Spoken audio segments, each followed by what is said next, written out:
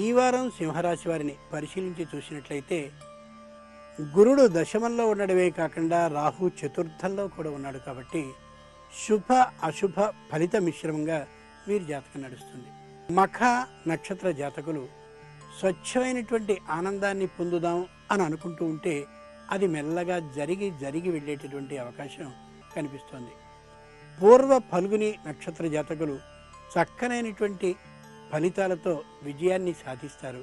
ఉత్తర ఫల్గుని నక్షత్ర జాతకులు మంచి విజయాన్ని సాధిస్తారు, కానీ తాము అనుకున్నంతటి ఫలితాన్ని మాత్రం పొందలేకపోతారు. దైవపరంగా కానీ చూసినట్లయితే వీరు నవగ్రహ స్తోత్రాన్ని నిత్యము పఠించడం చాలా మంచిది. దానపరంగా కానీ చూసినట్లయితే స్వచ్ఛమైనటువంటి పూజా ద్రవ్యాలని యోగ్యులైనటువంటి వారు నిత్యం ఆలయాల్లో భజన చేసేటటువంటి లక్షణం, ఆలయాల్లో పూజ చేసేటటువంటి లక్షణం కలిగిన వారికి పూజా ద్రవ్యాలని పట్టుకుని వెళ్ళేయడం చాలా ఉత్తమమైంది. ముఖ్యంగా ఈ రాశి వారు ఈ వారంలో చేయకూడదు ఏమంటే అనారోగ్యకరమైనటువంటి ఆహారాన్ని స్వీకరించకపోవడం, దానితో పాటు పిల్లలని తక్కువ శాతం సాధించినందుకు వాళ్ళని ఏ విధంగానూ మందలించకపోవడం చాలా జాగ్రత్తగా చూసుకుంటూ ఉండాలి. ఈ వారం కన్యా రాశి వారి ఫలితాలను పరిశీలిస్తే గురుడు అష్టమంలో, రాహు తృతీయంలో ఉన్నాడు కాబట్టి శారీరక శ్రమ, అనవసరమైన వ్యయ ప్రయాసలు, కుటుంబ అశాంతి కలిగే అవకాశం కనిపిస్తుంది. ఉత్తరా నక్షత్ర జాతకులు అటు ఇటు ప్రయాణాల కోసం తిరుగుతూ ముఖ్యమైనటువంటి పనిని విస్మరించే అవకాశం బాగా కనిపిస్తుంది. హస్తా నక్షత్ర జాతకులు వివాహానికి అనుకూలత, అలాగే శుభకార్యానికి అనుకూలత కనిపించిన ఎందుకో తెలియకుండా వాయిదా పడే సూచనలు బాగా కనిపిస్తున్నాయి. చిత్తా నక్షత్ర జాతకులు వాగ్వివాదమే తప్ప ఓ నిర్ణయానికి రాగలిగిన అవకాశం ఈ వారంలో కనిపించట్లేదు. దైవపరంగా చూసినట్లయితే స్వచ్ఛమైనటువంటి లలిత సహస్రనామ పారాయణ స్పష్టంగా చేసుకోవడం చాలా మంచిది.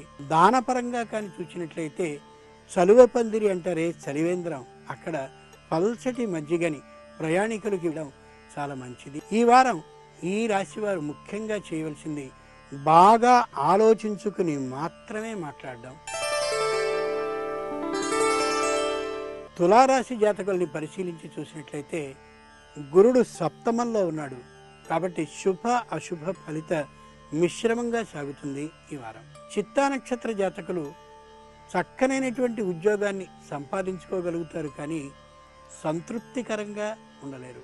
ఇక స్వాతి నక్షత్రం వారు ఖర్చు చెయ్యాలా వద్దా అనే సంశయంలో అలా డోలాయమానంగా ఉండిపోయి అనవసరంగా కుటుంబం చేత నిందల్ని పొందే అవకాశం ಹೆಚ್ಚుగా కనిపిస్తోంది.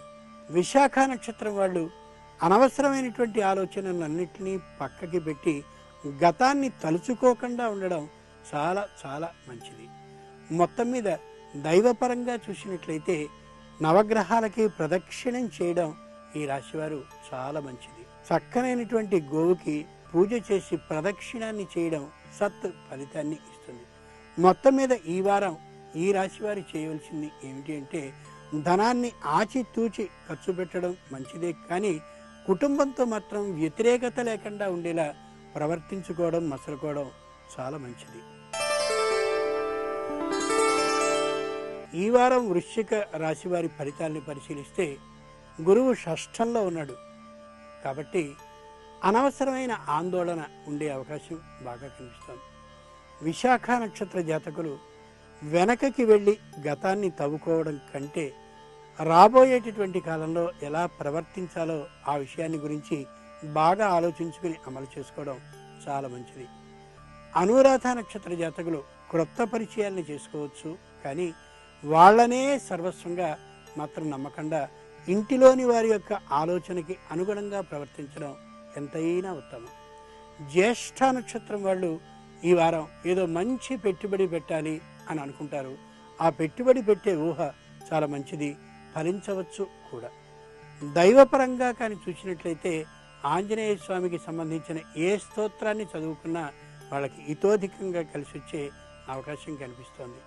ఇక దానపరంగా కానీ చూసినట్లయితే గుళ్ళో ఏదో ఒక రోజున చక్కనైనటువంటి ప్రసాదాన్ని స్వయంగా తాము వండి అందరికీ అక్కడ తమ చేతులతో పంచిపెట్టడం చాలా ఉత్తమమైనది. మొత్తం మీద ఈ రాశి వారు ఈ వారంలో చేయవలసినది ఏమిటి అంటే, గతాన్ని తవ్వుకోవడం మాత్రం కాకుండా భవిష్యత్తుని గురించి సరైనటువంటి ఆలోచనని చేయడం, పెట్టుబడి పెట్టేటటువంటి సందర్భంలో 1కి 2 మార్లు ఆలోచించడం ముఖ్యంగా చేయవలసినటువంటి పని.